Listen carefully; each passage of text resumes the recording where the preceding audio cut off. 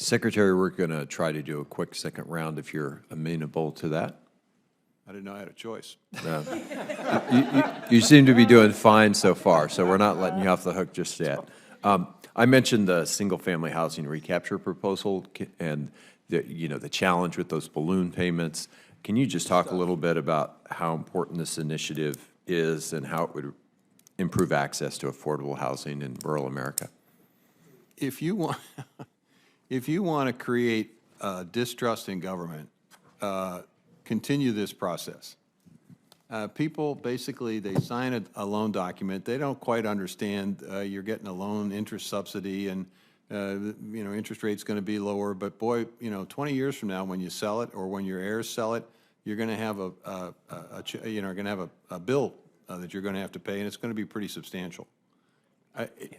It's an outrage. I mean, to me, it's an outrageous process because it comes as a tremendous surprise, especially when mom and dad are gone and the kids are selling the house, and then they're said, good news is you sold the house. The bad news is you owe the government $27,000. And they go,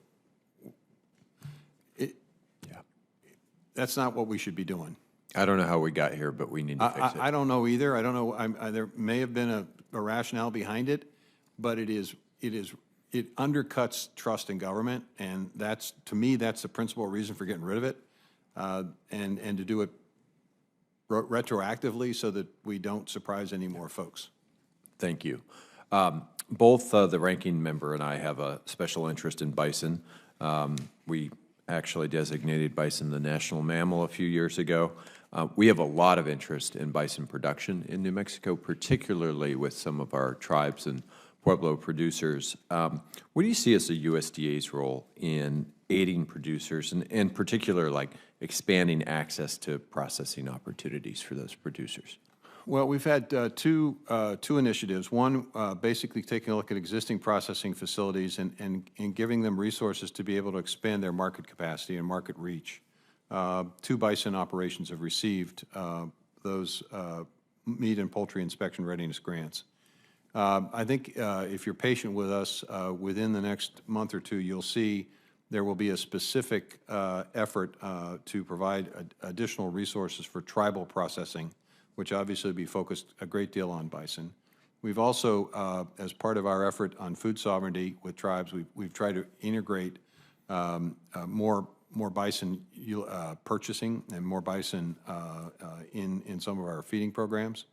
And also, I'm pleased to note that the Partnership for Climate Smart Agriculture Commodities included several bison projects as well. So there's a great deal of effort, both in terms of creating market opportunities, in expanding processing capacity, and being able to incorporate bison into any climate smart initiatives that we're developing. I appreciate your focus on it. I would mention as you're looking at that production side, the concept of shared resources for mobile processing is something there's an awful lot of interest in and something that bears some focus. There's a loan guarantee program that we have that is basically providing resources for mobile slaughter processing. It's a loan program, but it's a guarantee program with lower interest rates. That's something that folks could look at as well. Great, thank you. We've had a lot of challenges with pollinators in recent years, and an enormous amount of our agricultural production is directly dependent on pollinators. What are we doing in this budget around ensuring the long-term success of a whole range of pollinators that agriculture depends on? Well, we have a specific CRP aspect to pollinator, which isn't necessarily specific to this budget, but it's obviously specific to the department. There are research initiatives that are also focused on pollinator health. Utah State, for example, has a fairly significant initiative when it comes to pollinators. I didn't know that there were 4,000 different kinds of bees in the United States and 20,000 internationally, but now I do know that, in part because of their program. So we fund research, and we provide habitat, expanded investment in habitat. Great. I'm going to pass